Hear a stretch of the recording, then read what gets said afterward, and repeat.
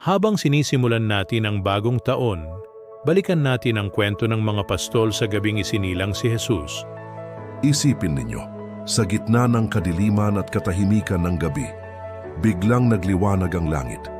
Nagpakita ang mga anghel at ibinalita ang pagsilang ng tagapagligtas. Ano ang ginawa ng mga pastol? Hindi sila nag-alinlangan, hindi sila nagdahilan. Agad nilang iniwan ang kanilang mga tupa at nagmamadaling hinanap ang sanggol na si Jesus. Pinili nilang unahin si Kristo. Ganito rin ang paanyaya sa atin ngayon. Ang bagong taon ay hindi magic na magpapabago ng ating buhay. Tanging si Jesus lang ang makakagawa nito.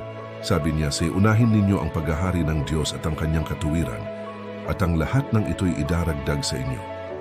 Gaya ng mga pastol, naway tumugon din tayo ng walang pag-aatubili. Ito ang panahon para muling ituwid ang ating puso. Kapag inuna natin siya, darating ang liwanag at mawawala ang dilim. Simulan natin ang taon na ito sa paghahanap muna sa Diyos.